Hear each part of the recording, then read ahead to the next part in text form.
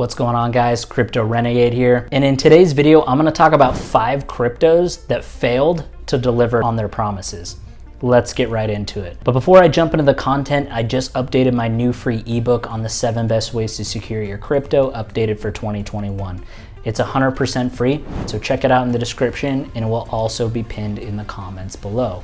All right, let's get started.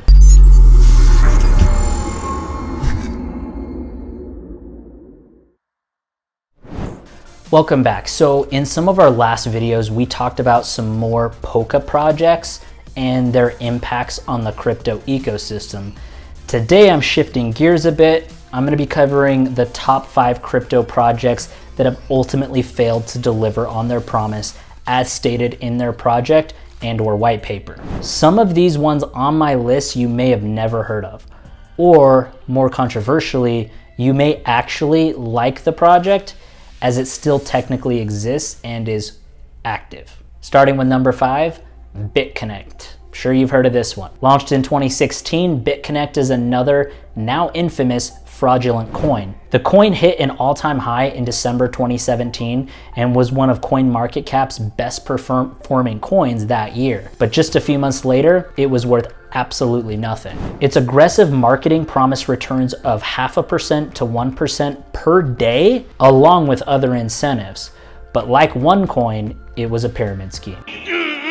No. The high returns it paid out were being funded by new investors, and when the platform collapsed, people basically lost everything. Number 4, OneCoin. Launched in 2014, OneCoin was one of the early crypto frauds. Its founder, the self-named crypto queen, Ruja Ignatova, hosted glitzy events across the entire world, including one in the UK's Wembley Arena. There, she touted OneCoin as a Bitcoin killer. Millions of investors would later end up being defrauded in what turned out to be a $4 billion Ponzi scheme that used money from new investors to pay returns to the existing ones. Ignatova disappeared in 2017 when the net was finally closing in and police had filed a warrant for her arrest.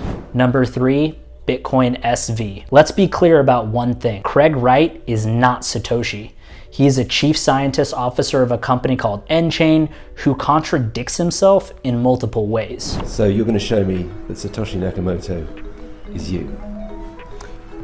Yes. In June of this year, he won a copyright case in London against the website Bitcoin.org for posting Nakamoto's Bitcoin white paper, which Wright insisted was his. Wright prevailed in part because the owner of the site, an anonymous user by the name of Cobra, refused to appear in court. Does this sound like the same Satoshi who brought us the world's greatest form of money? If you're unfamiliar with BSV, BSV is a fork or splinter currency of Bitcoin Cash, which itself is a fork of Bitcoin, though whose block size basically is determined by market forces rather than being fixed. During the 2017 bull run, fees for sending transactions on the original Bitcoin network went through the roof, and some transactions weren't processed for days or even weeks on end. This was due in part to Bitcoin's fee structures, which have transactions compete with each other for block space via bidding fees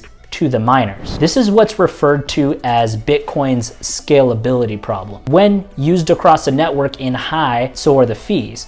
One camp in the Bitcoin community offered a solution. If we increase the block size, miners would be able to fit more transactions into each block, therefore lowering fees as well as being able to process more transactions every 10 minutes. But this solution was roundly resisted, and the debate over block size sparked a civil war in the Bitcoin community. Ultimately, those who wanted to keep the block size limit unchanged prevailed. In my opinion, this fork of Bitcoin Cash that claims to be the real Bitcoin is the biggest sham of them all, and I mean Bitcoin SV. If it were actually Bitcoin, could the 51% attack it just suffered relentlessly actually have been successful if this was the real Bitcoin?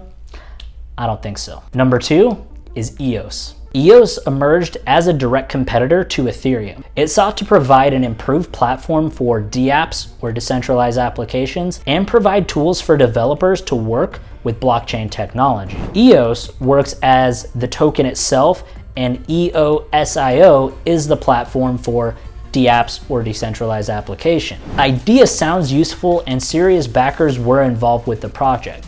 So where exactly did it go wrong? Well, while the technology behind EOS is functional and features real applications, it was ultimately the failures of human greed that led to its gradual decline. In order to understand what happened to EOS, let's take a look at a short story of its development, launch, and eventual downfall. We're about to discuss the initial promises and development at the start of the project, the failure of these promises to materialize, and the development of fraud allegations and legal scandals, and the lessons that can be learned from this.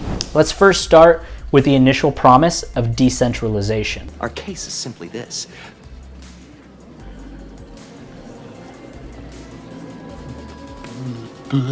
EOS was touted as the most powerful infrastructure for decentralized applications to be developed thus far. Like many other crypto projects, EOS was built on an impressive list of claims and promises. This included the promise of zero transaction fees and infrastructure to handle massive amounts of simultaneous transactions. There were press conferences, marketing campaigns, and the general circus of media hype that precedes a major ICO or initial coin offering.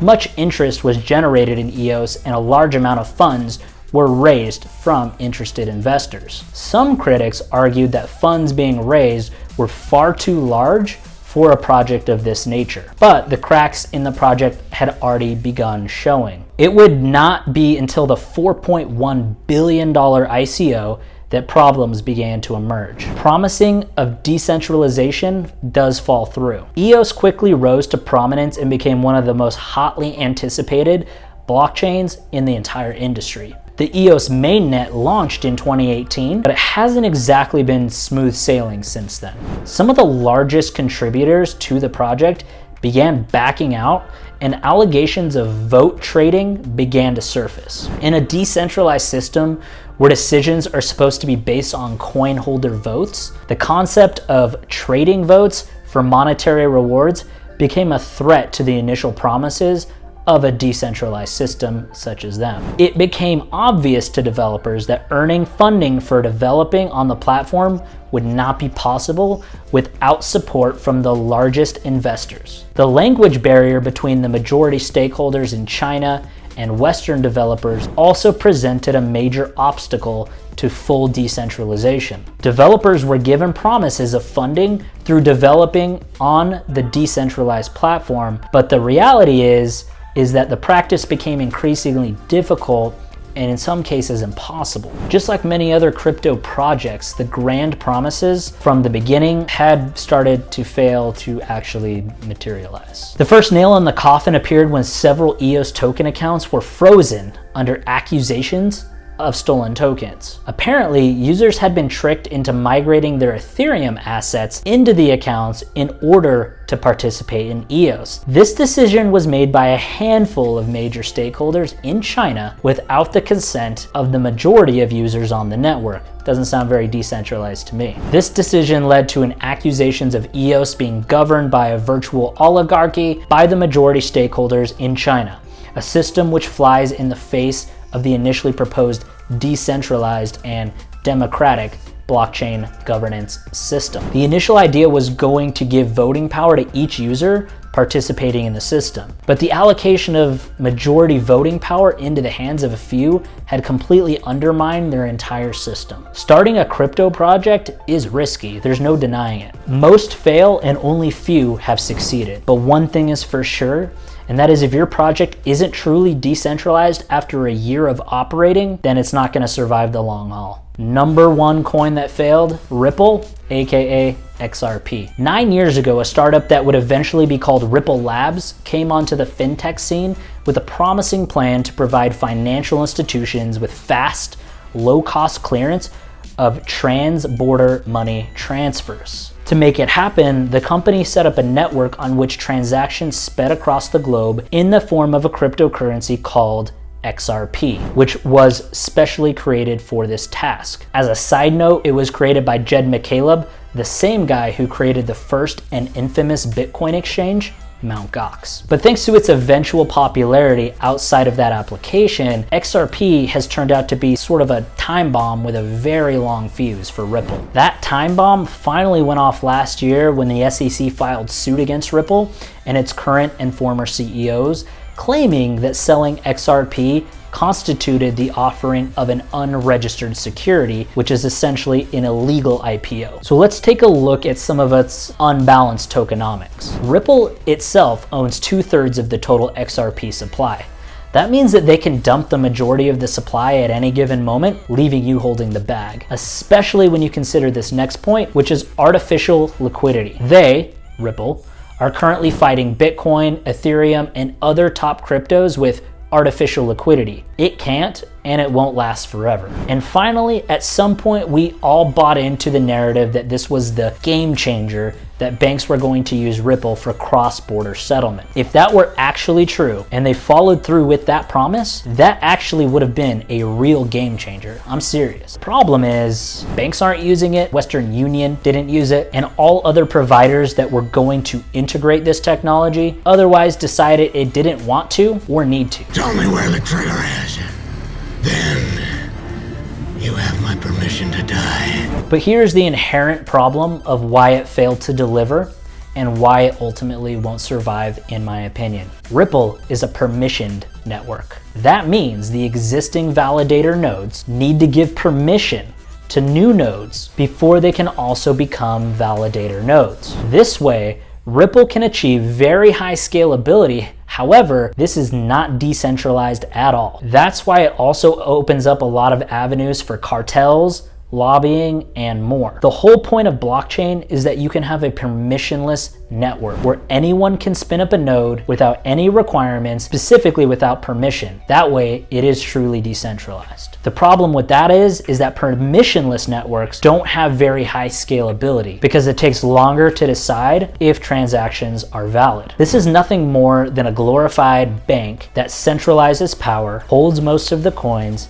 and continues to offload more of its own bags quarter after quarter to keep the company afloat. When it was first introduced, I was a believer. But if there's one thing I've learned in all my years of crypto, is that after a certain amount of time, all of your promises and goals need something to show for it, like Ethereum did, and especially like Bitcoin did. Or it simply will get left behind and it will ultimately fail. So what do you guys think? Are you thinking any of these coins are controversial? Are you actually holding any of them right now? Let me know down in the comments below, because I know I'm gonna get some pushback on some of my picks here. And then go ahead and click right here to watch my video on Morpheus Network, the supply chain crypto video in the top right corner of your screen. I will see you guys in that video right now. Crypto Renegade out.